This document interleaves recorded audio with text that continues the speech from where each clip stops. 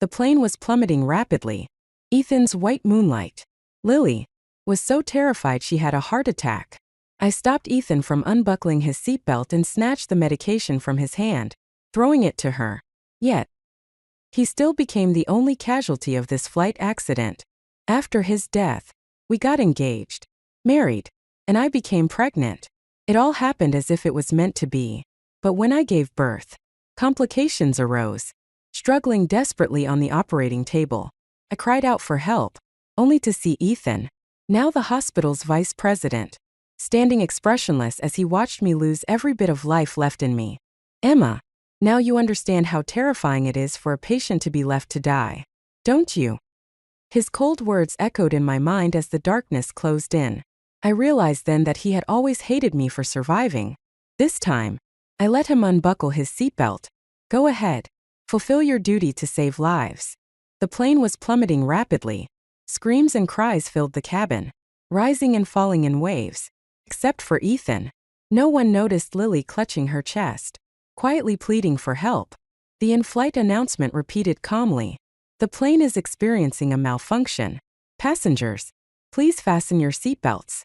Ethan raised his hand to unbuckle his seatbelt without hesitation, as if he had no regard for his own life. It wasn't some heroic duty, it was about saving Lily. If I hadn't accidentally found a photo of him kissing her, I might have believed his actions were motivated purely by medical ethics.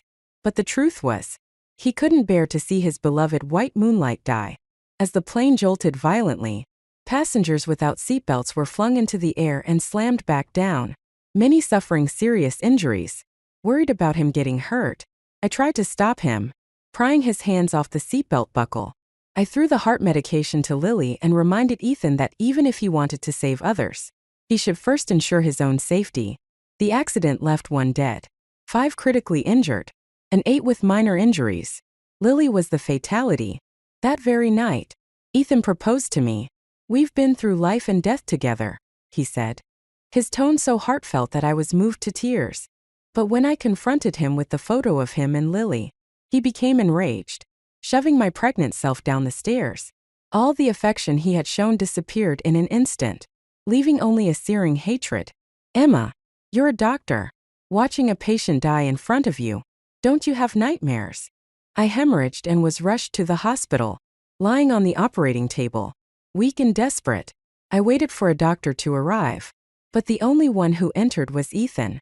He looked at me, emotionless, as my life ebbed away. Emma, now you understand how terrifying it is for a patient to be abandoned, don't you? Selfish as you are, you finally know the pain Lily felt. Good.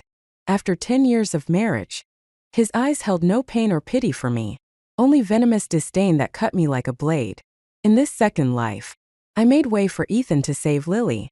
Emma, good thing you didn't stop me this time. He sneered, his words sending a chill down my spine. Ethan had been reborn too. This time, Lily's luck was exceptional. After taking the medication and receiving CPR from Ethan, she gradually recovered. But Ethan wasn't so lucky. Without his seatbelt on, he was violently thrown during the turbulence, hitting his head and losing consciousness. His body was riddled with fractures, especially in his hands. He became one of the critically injured passengers. After 3 days in the ICU, he was transferred to a regular room. The doctor warned that if he didn't wake up within 7 days, he would become a vegetable. Ethan's mother cried and screamed at the hospital, accusing me of not looking after her son. She grabbed my clothes, wailing, "He's my only son. I raised him alone all these years. And now this happens. Emma, if anything happens to Ethan, you'll have to pay with your life." I sneered. Ethan's father had passed away early, and his mother had raised him single-handedly, a gifted student. He had excelled in academics and eventually earned his doctorate with ease. My family's connections had helped him secure a vice presidency at the hospital. Yet his mother always felt no one was good enough for her precious son. Not even me, the daughter of the hospital's president. A crowd gathered, many pulling out their phones to record. Not far away, the door to a hospital room opened, and a woman stepped out, her face obscured by a mask and cap. I recognized her silhouette instantly, pointing toward Lily. I yanked my hand free from Ethan's mother and said coldly, "If you want someone to pay, go after her. That's Ethan's beloved. He unbuckled his seatbelt to save her. And now he's unconscious because of it." Lily froze. When she heard my words, she turned to flee. But Ethan's mother lunged at her, slapping her hard. Her mask and cap were torn off, exposing her face to the cameras. "Lily, it's you," Ethan's mother screamed, clawing at her face. "If he doesn't wake up, I'll kill you." "Are you crazy?" Lily shouted back, her face twisting in annoyance and fury, no longer the delicate image she usually portrayed. "I didn't beg your son to save me. He threw himself at me like a desperate fool. What does that have to do with me? I only came to check on him out of kindness. But with your attitude, forget it." Lily stormed away, leaving Ethan's mother collapsed on the ground, seething with hatred. Following me into the hospital room, she hissed, "I don't care. Both of you are responsible. If Ethan doesn't wake up, you'll both take care of him. And me." I rolled my eyes, glancing at Ethan's battered and bruised face on the hospital bed. He was so swollen and disfigured that he was almost unrecognizable. If he knew the kind of things Lily had said after everything he sacrificed for her, I wondered how he would feel. Unfortunately, he was unconscious and completely oblivious to the world. Clicking my tongue in regret, I turned to leave, but then I saw something strange. A faint, translucent figure shaped like Ethan sat up from the bed. Startled, I stumbled backward, stepping on Ethan's mother's foot. "Watch it. Why are you stepping on me?" she snapped, furious. As she swatted at me, her hand went straight through Ethan's spirit. She couldn't see him, and I didn't dare to look directly. I kept observing his ghostly figure from the corner of my eye. First, he looked shocked, then terrified. Finally, he rushed toward me and waved a hand in front of my face. "Emma, can you see me?" he asked. To my surprise, I could hear him. Was it because I had been reborn? I pretended I couldn't see or hear him, and his expression turned to disappointment as he slumped back onto the edge of the bed. Muttering to himself, Ethan said, "Where's Lily? How is she? Did I manage to protect her this time? Why hasn't she come to see me?" A few nights later, I entered the hospital room during my shift. Ethan's mother was asleep, exhausted after keeping vigil by his bedside. Ethan's spirit sat next to her, mumbling, "My mom's worn out from all this. And Emma doesn't even bother helping out. What kind of girlfriend is she? She can't even stick with me through hard times." His tone grew darker and more resentful as he continued, apparently assuming no one could hear him. "If it weren't for her parents pressuring me, I'd never be with someone like her. She's as stiff as a brick. No softness or tenderness at all. Lily, though even her tears could melt my heart into a puddle. If Emma hadn't interfered, Lily and I would have been together long ago. We'd be perfect for each other." Hearing this, my heart chilled. To Ethan, my past efforts to pursue him, and my parents' support for his career, were nothing but burdens to him. Without their help, he never would have become the youngest vice president in the city's medical system. In our past life, he always acted courteous and respectful in front of my parents, but there was not an ounce of gratitude in him. Anger burned in my chest, but I kept my expression neutral as I jotted down Ethan's condition in my notes, clicked my pen shut, and left the room. As I was leaving, Lily barged in with several reporters and loudly declared, "I want to clarify the rumors circulating online. I'm grateful to Mr. Carter for helping me that day, but claims that we were in a relationship are baseless. Back when we were in school, Ethan did pursue me, but we never dated. I never expected to run into him on the flight, and his actions were truly surprising." She wiped away a crocodile tear, appearing utterly pitiful. Ethan's spirit, however, seemed struck by lightning. He lunged forward, trying to grab her arm, but his hand passed right through. "Lily, what are you saying? What do you mean we never dated? You were even pregnant with my child once," Ethan cried, devastated. Seeing his miserable state, I couldn't help but feel a surge of satisfaction. Meanwhile, Lily turned to Ethan's mother, holding her hand with feigned sincerity. "Mrs. Carter, I truly appreciate Ethan's help that day. If there's anything I can do for you, please don't hesitate to ask." she said sweetly. Ethan's mother glared at her and then coldly said, Lily, about Ethan's medical bills. Lily's face paled, but she forced a smile. Don't worry. I'll cover all of it. And since Ethan got injured saving you, you'll also take turns staying with him at night. Right. Ethan's mother pressed further. Lily hesitated for a moment before reluctantly nodding.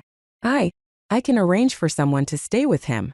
The reporter's live stream was flooded with comments accusing Lily of putting on an act. Under pressure, she agreed to personally take shifts. I had been enjoying the show quietly until Ethan's mother suddenly pointed at me in front of the cameras and said, Emma, you're Ethan's girlfriend. You're going to marry him eventually, so why don't you take this chance to practice caring for him? You and Lily can take turns staying with him. Her tone made it sound as though it was only natural for me to comply. I couldn't help but laugh. Mrs. Carter, I forgot to tell you, Ethan and I already broke up. Ethan's spirit stared at me in disbelief. Broke up? Who agreed to that? When did this happen? Ethan's mother raised her voice. Indignant. You're leaving him now. Just because he's unconscious? How heartless can you be? He's only temporarily in a coma. Once he wakes up, his future will still be bright. And you'll regret it. Ethan's spirit fumed, his translucent form flickering. Emma, wait and see. You'll regret it when Lily and I live happily ever after. Don't you dare come crawling back to me claiming you love me, I said coldly, turning away without sparing a glance at the cameras pointed in my direction. From this moment, I resolved to give him the freedom he seemed to crave. My world was now vast and boundless, free of his chains. Lily stayed behind to care for Ethan, while his mother reluctantly returned home to rest and recharge. Not long after, a colleague approached me with gossip. Emma, your ex-boyfriend is in bad shape. That Lily? Isn't she some minor influencer? She gained a few followers after the plane crash but clearly doesn't care. She came in with her team earlier, and I thought she genuinely wanted to help. Turns out, it was all for show. Just now, Ethan wet himself, and when asked to help clean him up, she rolled her eyes and said, How is that my problem? The colleague sighed. Poor guy. He almost died saving her. On my way past Ethan's room, I noticed the door was ajar. Inside, Lily was setting up a photo shoot, the smell of urine heavy in the air. Pinching her nose, she waved her hand to clear the stench, but the moment the camera focused on her, she broke into a smile, even going as far as to prop Ethan up in bed. Her rough movements caused blood to seep from the fore on his hand, but she ignored it entirely. They say comatose patients need to be turned regularly to avoid bed sores, she said to the camera. I've even learned the proper technique just for this. She demonstrated while recording her tutorial. As soon as the cameras were off, she let go, letting Ethan fall back onto the bed with a loud thud. Wrinkling her nose in disgust, she muttered, That's enough footage. I can't take this anymore. The smell is awful. If it weren't for appearances, I wouldn't have come here. Now I'm stuck paying all his medical bills. What bad luck. I didn't ask him to save me.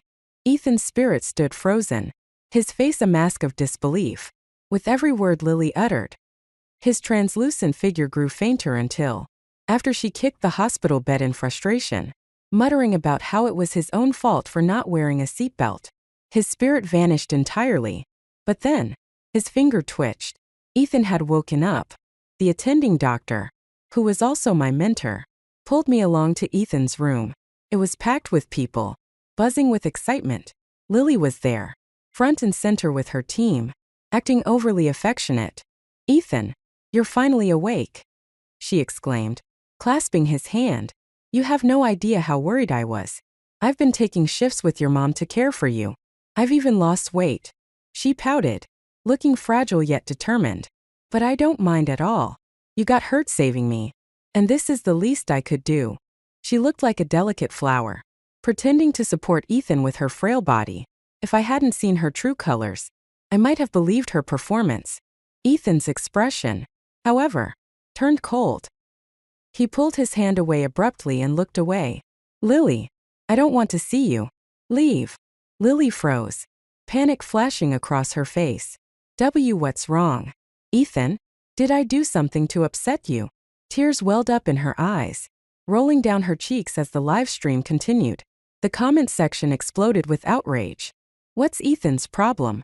Lily's been tirelessly caring for him. And this is how he treats her. Poor Lily. She doesn't deserve this. What a jerk. Ethan, unable to explain the truth about his spirit leaving his body, gritted his teeth and forced out a lie. I'm not feeling well. I need some peace and quiet. The doctor frowned. The patient just woke up and needs rest. Ethan's mother quickly shooed everyone out of the room, but not before the cameras captured Lily's tearful departure. Most people watching pitied her even more. I turned to leave as well, but Ethan called out to me, Emma, can we talk? No, I replied without looking back. From that day on, I avoided his room completely. Even when we crossed paths in the hallway, I would quickly walk away, pretending not to see him. Still, thanks to my gossip-loving colleague, I was well informed about his situation. Apparently, Ethan's mother had set up a social media account for him. The story of his heroic rescue had gained him a significant following. Though the comments were divided, many praised him, but others harshly criticized him. One day, Lily visited him again, and somehow, the two ended up being paired as a romantic couple online. To my disbelief, this publicity stunt garnered even more followers. People were now romanticizing their supposed love story. Two young people reconnecting years later, surviving a plane crash together, and rekindling their love. It was like a plot out of a novel. My colleague was furious on my behalf. If I didn't know you were his ex-girlfriend, I might have shipped them too. A childhood crush, reunited on a plane, enduring life and death together. It's the perfect drama. But knowing the truth makes me sick. I paid no mind to the gossip, choosing instead to focus entirely on my studies. In my previous life, I had been a top student, earning scholarships every year. My mentor once told me that with 10 more years of hard work, I could become one of the leading surgeons of my generation. But that ambition was derailed when I married Ethan. I settled into the role of a housewife, managing the household while Ethan busied himself with work. I gave up my medical career, much to the disappointment of my mentor, who eventually severed all contact with me. Every New Year's gift I sent was returned unopened. I thought my sacrifice would bring us happiness and fulfillment. But I never realized that not only did Ethan feel no love for me, he harbored deep resentment. In this life, I decided to devote all my energy to my future. When I approached my mentor to reconcile, I was surprised to find Ethan already there. Pushing aside the wave of nausea, I handed over a gift. My mentor raised an eyebrow with a knowing smile. So, you two have broken up. I opened my mouth to confirm, but Ethan put his arm around my shoulders. We just had a fight, he said smoothly. Emma hasn't forgiven me yet. In front of my mentor, he suddenly stood up and knelt on one knee. Emma, I've thought a lot about this. I can't live without you. Over the years, we've been through so much together. And we get along so well. These past weeks without you by my side, I felt a deep void in my life. Today, with our mentor here, I want to take this opportunity to propose. Emma, will you marry me? He looked up at me with a self-assured smile, as though he was certain I couldn't possibly refuse. He presented a simple, plain ring, likely less than 3 carats and with no embellishments. Typical Ethan. Always stingy. In my previous life, his family's financial struggles didn't stop him from buying me a 3-carat diamond ring. I had been so moved I cried, convinced he had poured all his romantic energy into that moment. He had proposed with balloons, roses, and even a princess tiara. I truly believed he would cherish me forever, so I had agreed without hesitation.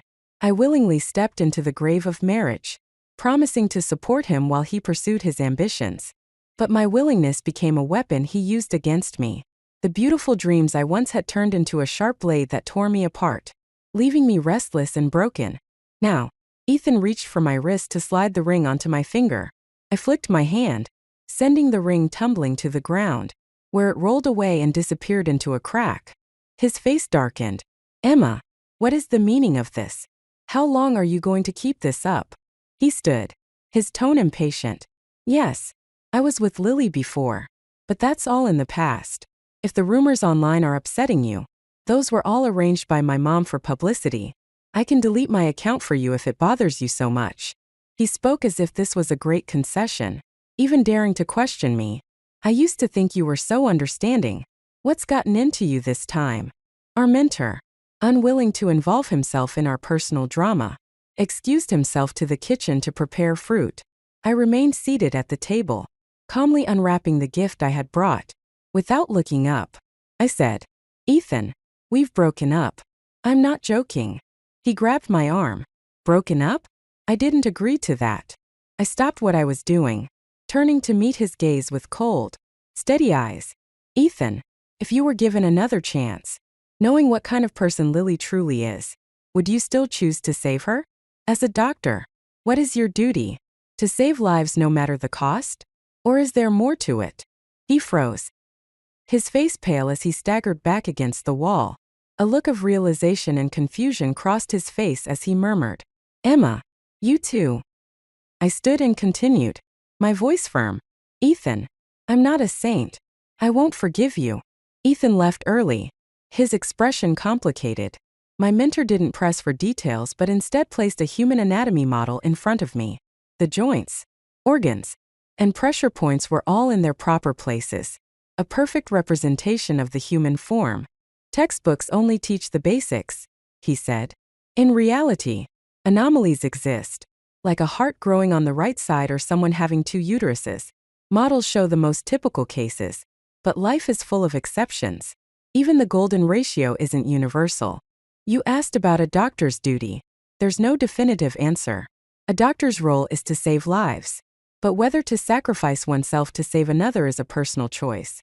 Each choice is valid, and each deserves respect. He poured a cup of tea and pushed it toward me with a gentle smile. Emma, if you haven't found your answer yet, there's no rush. Your life is still long, and you have plenty of time to figure it out. I suddenly recalled the afternoon I received my graduate exam results.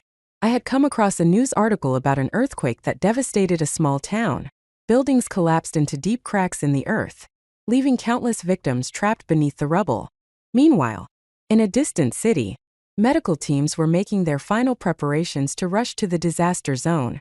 My mentor had led the team during that mission.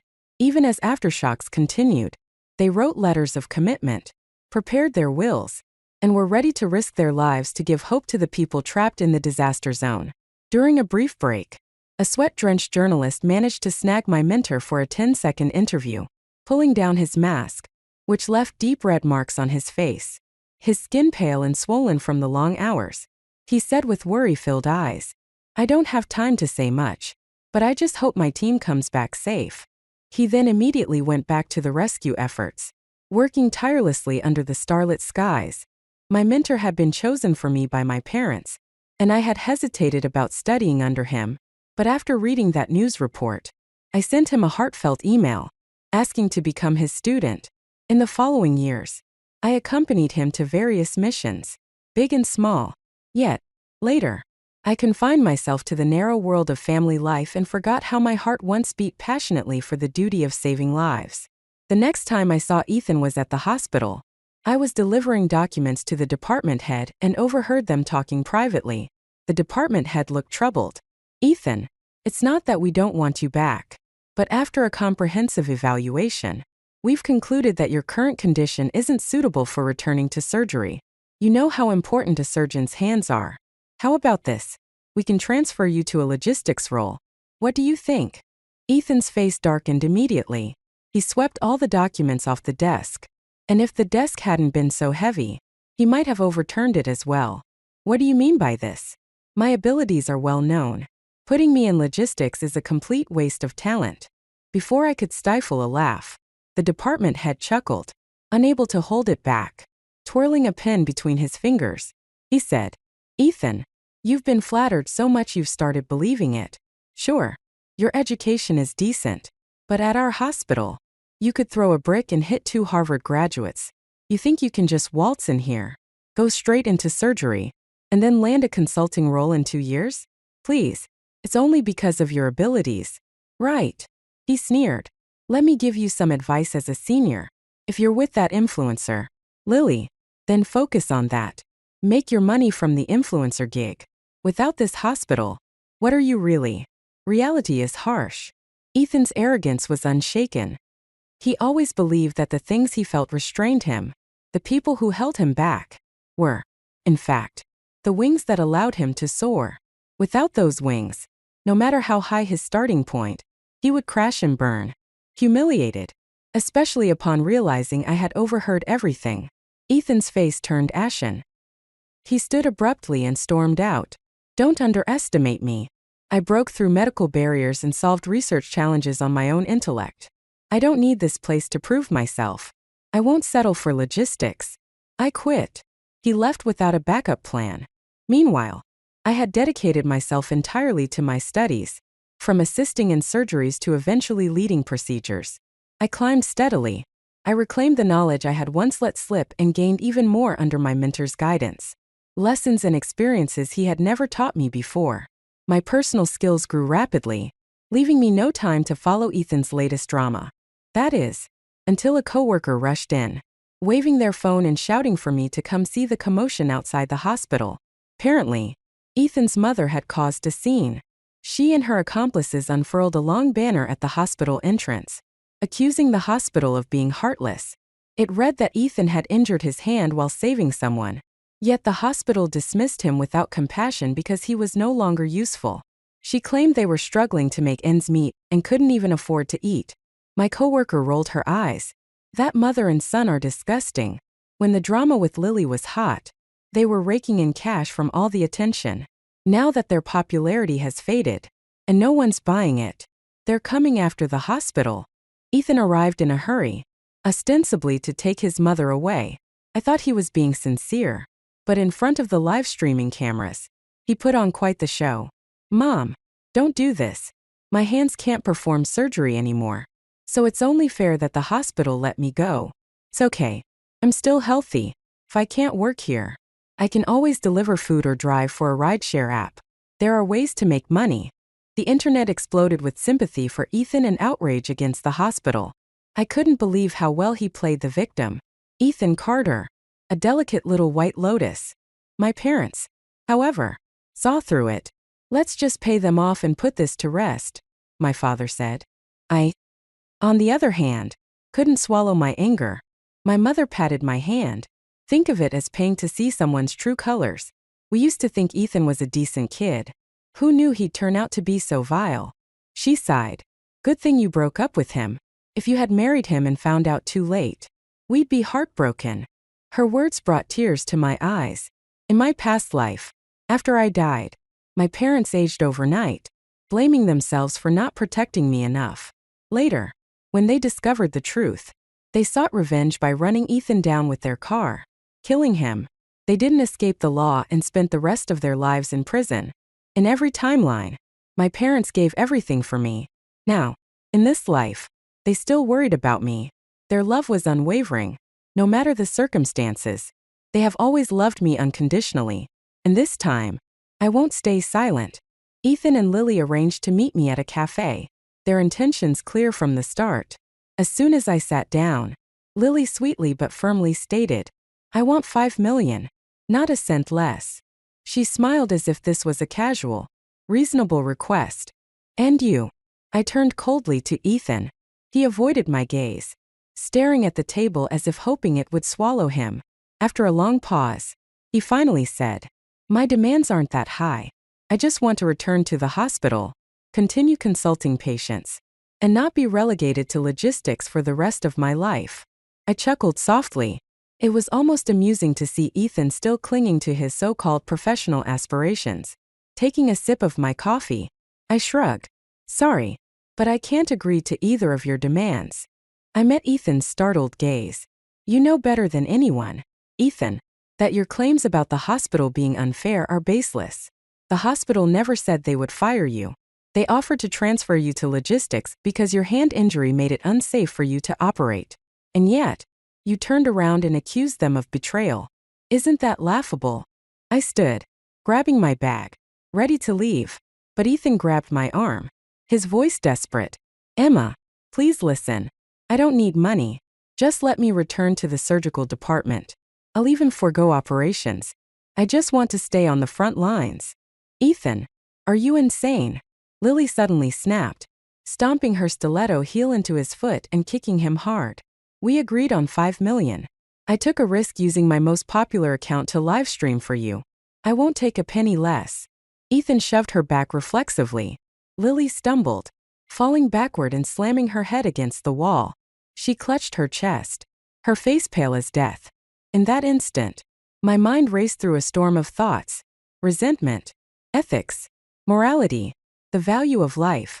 The scales tipped back and forth in my heart until I remembered the vow I made when I chose to become a doctor: to honor life, treat all equally, and respect humanity, even when faced with a heinous criminal. It's not a doctor's role to judge or punish. That's the law's responsibility. A doctor's duty is to preserve life, and I will always hold that sacred. What are you standing there for? I pushed Ethan aside, my expression serious. Where's Lily's medication? Ethan hesitated, frozen in place, impatient. I knelt beside Lily and began performing CPR.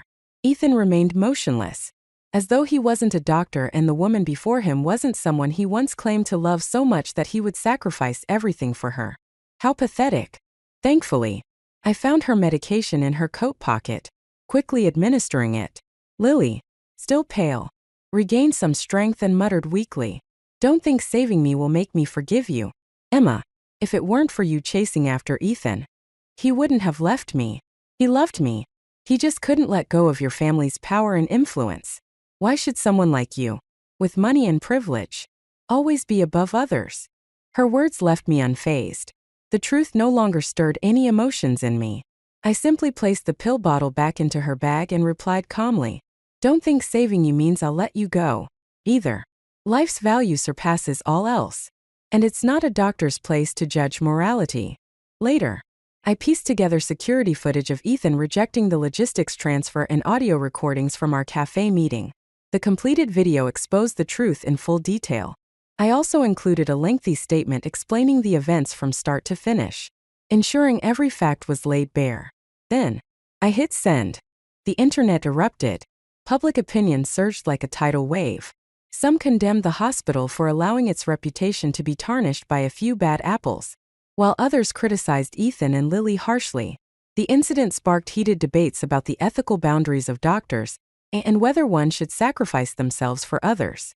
Amid the chaos, I stepped back, no longer interested in the uproar. I had already found my answer when I chose to save Lily. My duty as a doctor compelled me to save her, but my moral compass led me to use the law to protect myself and bring justice to those who wronged me. Ethan and Lily were convicted of fraud. Lily's account was confiscated by her company, and her contract termination left her with substantial debt. Ethan's mother, deemed an accomplice, received a 1-year suspended sentence. Ethan's mother pleaded with me multiple times, even kneeling in the street during her final attempt. Exhausted, I agreed to visit Ethan in prison.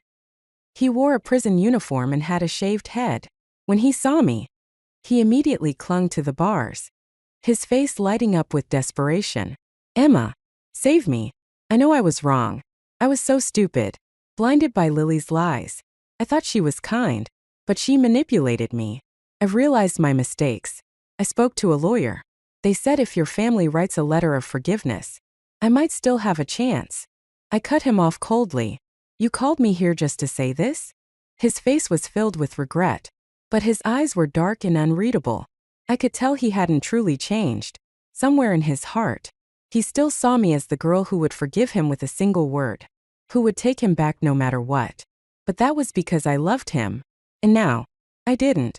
I turned and walked away, ignoring his anguished screams. Outside, my mentor called. "Ready to go?"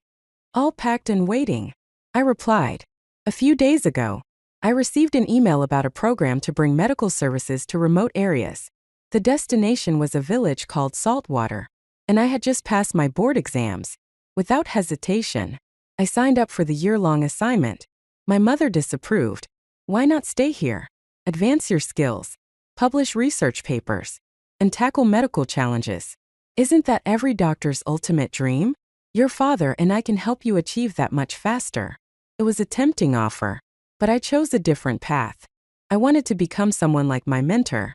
One day, I hope to wield a scalpel not only to pave the way for a brighter era in Chinese medicine, but also to gently carve out the warmth of life.